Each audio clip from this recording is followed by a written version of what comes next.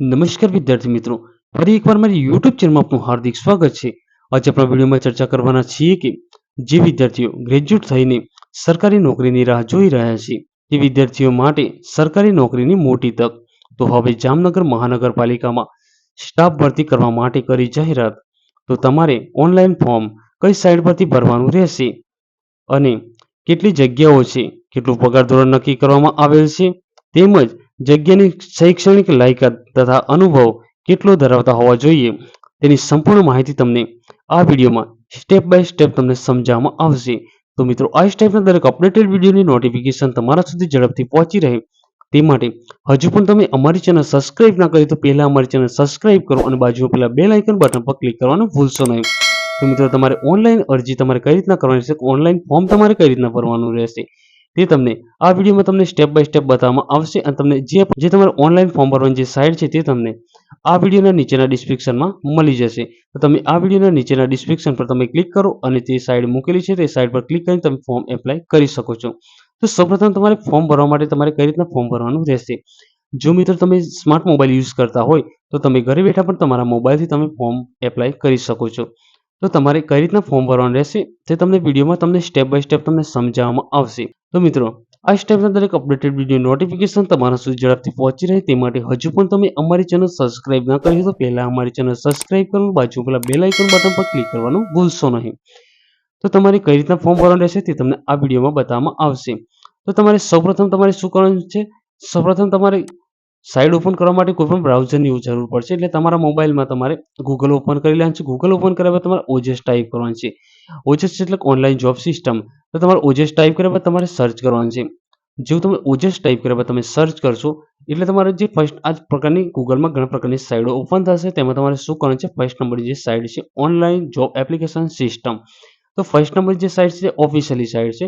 તો first number જે site છે સાઇટ પર તમારે ક્લિક કરવાનું છે. જેવું તમે ફર્સ્ટ નંબરની સાઇટ પર તમે ક્લિક કરશો એટલે આ રીતના જે આ ઓફિશિયલી સાઇટ છે, જે ઓનલાઈન જોબ એપ્લિકેશન સિસ્ટમ, જ્યાં ઓજસની ઓફિશિયલી સાઇટ છે તે રીતના ખુલશે. તેમાં તમારે શું કરવાનું છે, તમારે ઓનલાઈન એપ્લિકેશન સ્ટેપ પર તમારે ક્લિક કરવાનું છે. જો તમે ક્લિક કરશો એટલે આ રીતના સ્ટેપ બતાવશે. તેમાં તમારા ફર્સ્ટમાં જે સ્ટેપ છે એપ્લાય પર તમારે ક્લિક કરવાનું છે. તો એપ્લાય પર તમે ક્લિક કરશો એટલે ફર્સ્ટ એક પૂછશે આ જગ્યા પર સિલેક્ટ જે ફર્સ્ટ નંબર જે સ્ટેપ આવશે તમારે તેમાં તમારે સિલેક્ટ પર તમારે ક્લિક કરવાનું છે. સિલેક્ટ પર તમે ક્લિક કરશો એટલે જેએમસી જે આપણે આમાં આવેલું છે કે જામનગર મ્યુનિસિપલ કોર્પોરેશનની જે જાહેરાત છે તેના પર તમારે ક્લિક કરવાનું છે.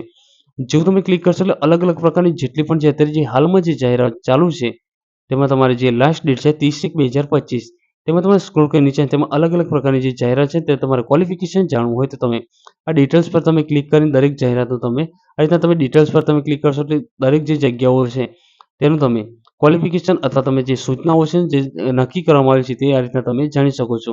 તમારી જે જાહેરાત જે આપવામાં આવે તમે જેમાં પણ જે જગ્યામાં તમે ફોર્મ ભરવા માંગો છો તેમાં તમે ડિટેલ્સ પર ક્લિક કરીને તમે શૈક્ષણિક લાયકાત, તેનું પગાર ધોરણ તે સંપૂર્ણ માહિતી તમે જાણી શકો છો.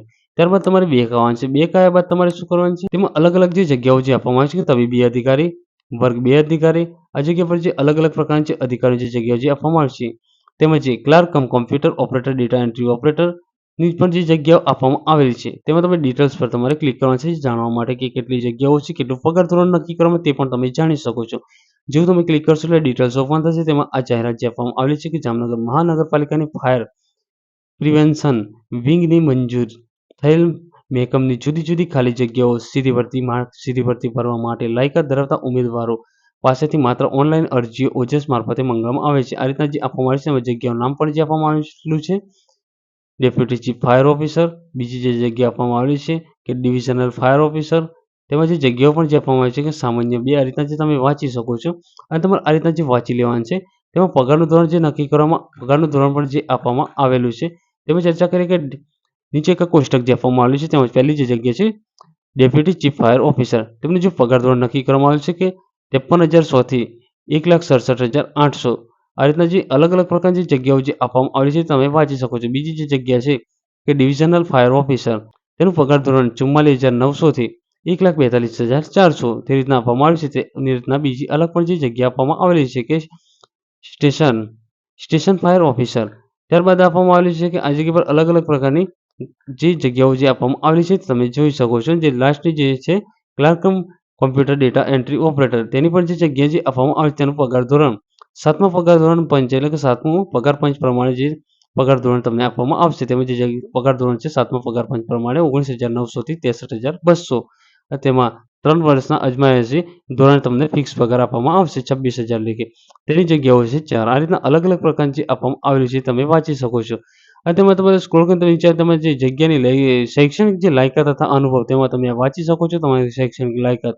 તમે જે પણ આ પોસ્ટમાં જે ફોર્મ ભરવા માંગો છો તેની સામે જે અનુભવની જે લાયકાત આપવામાં આવેલી છે તમે વાંચી શકો છો.